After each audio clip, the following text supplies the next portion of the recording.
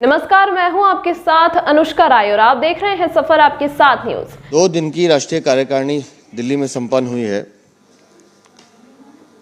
और हमें हर्ष है इस बात का कि दिल्ली के कार्यकर्ताओं को ये अवसर दिया गया कि हम राष्ट्रीय कार्यकारिणी की व्यवस्थाएं देख सकें। और दिल्ली के कार्यकर्ताओं ने मेहनत भी बहुत की। इस राष्ट्रीय कार्यकारिणी में जो सबसे महत्वपूर्ण बात मुझे जो समझ में आई, क्योंकि मैं पहले भी कई कार्यकारिणी में बैठ चुका हूँ, पहली बार प्रधानमंत्री जी का उद्बोधन एक राजनेता के रूप में नहीं था। उनका जो पूरा उद्बोधन था वो राष्ट्र नायक के रूप में था। उन्होंने अपनी पूरी चर्चा को राजनीति से दूर रखा और देश जो अब स्वर्णिम काल की ओर जा रहा है, उस अवसर का लाभ देश की सभी जनता को कैसे मिले और जिस अमृत काल में हम जी रहे हैं, उस अमृत काल में उस अमृत पथ को हम कैसे कर्तव्य पथ पर ले जाएं, कैसे अपना अपना योगदान उसमें करें कि जिस तरह का भारत, स्वर्णिम भारत हम देखना चाहते हैं, आज जो पीढ़ी यहाँ बैठी है वो उसको साक्षी बन सके, उसको देख सके, इस उद्देश्य से उनका पूरा उद्बोधन था। उन्होंने इस पूरे उद्बोधन में अपने कई स्मरण भी याद दिए, कई चर्चाएं उन्होंने पुरानी याद दिलाईं और कहा कि विपक्ष जो अपनी बात करता है उसको आप सुनिए, लेकिन कभी उनसे ये भी पूछिए कि जितने घोटाले अखबारों में छपते थे, हर तीसरे दिन चौथे दिन कोई घोटाला आता था, पिछले 8 साल में कोई एक घोटाला वो बता सकते हैं? उन्होंने गुड गवर्नेंस का अभिप्राय बताया और साथ ही साथ ये कहा कि देश अब जिस विकास के रास्ते पर जा रहा है, इसमें अगर हम सब मिलकर अपना योगदान देंगे और पूरी मेहनत से इस काम में लगेंगे तो कोई कारण नहीं है कि जिस तरह का भारत हम सबको देखना चाहिए वो हम सब देख पाएंगे। तो उन्होंने अपने कुछ रोड प्लान्स भी बताए हैं। समाज में हर वर्ग को छूने की बात उन्होंने की है और स्पेसिफिक एक श्रेष्ठ एक भारत की जिस कल्पना को हम पिछले साल भर से चला रहे हैं, उसको उन्होंने और बढ़ाने की बात की है। राज्यशाह जो लोग हैं उनसे मिलने की बात की है और उसका उदाहरण देते हुए उन्होंने कहा कि कभी किसी ने सोचा था कि काशी और तमिल संगमम हम काशी में करेंगे, लेकिन जब वो हुआ 25,000 हमारे तमिल भाई बहन तमिलनाडु से काशी आए और अपनी आंखों से उन्होंने काशी की भव्यता, उत्तर भारत में किस तरह का डेवलपमेंट हुआ है वो देखा और वो चर्चा उन्होंने वहाँ जाके दक्षिण के राज्यों में की है।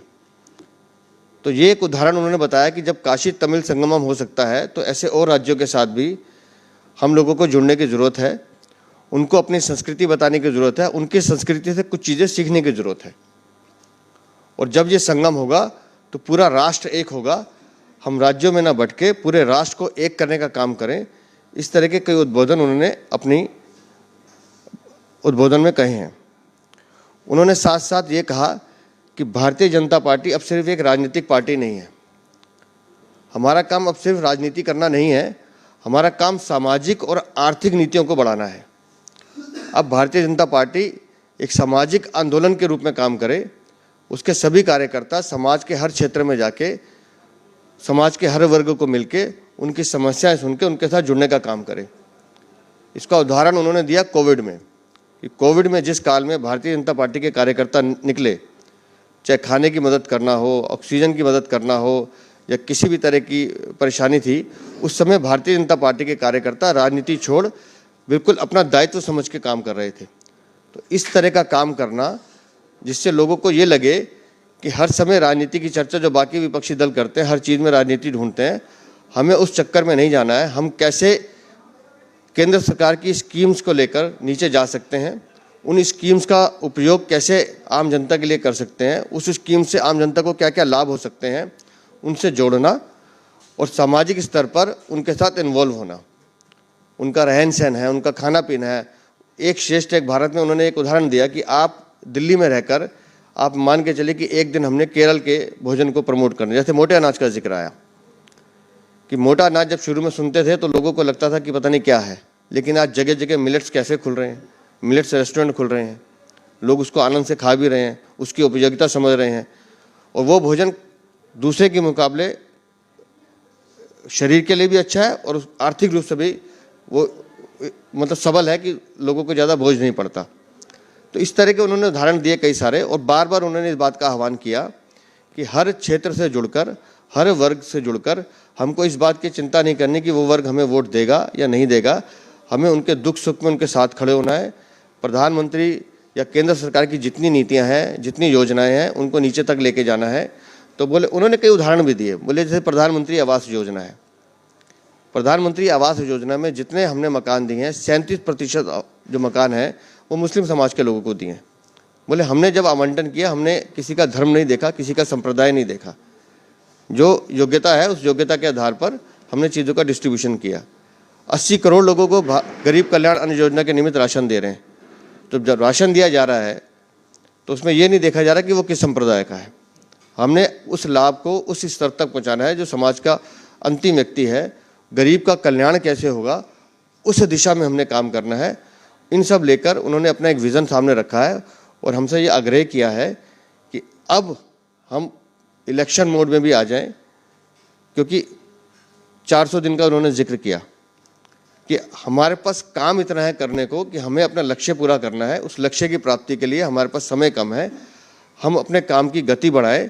अब हम 8 घंटे 10 घंटे या 12 घंटे काम करने वाली पार्टी नहीं है। भारतीय जनता पार्टी